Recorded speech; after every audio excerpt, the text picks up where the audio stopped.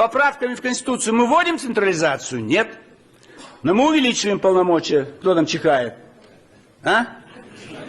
Видите, чихает. Разве может чихать? Одень повязку, одень перчатки.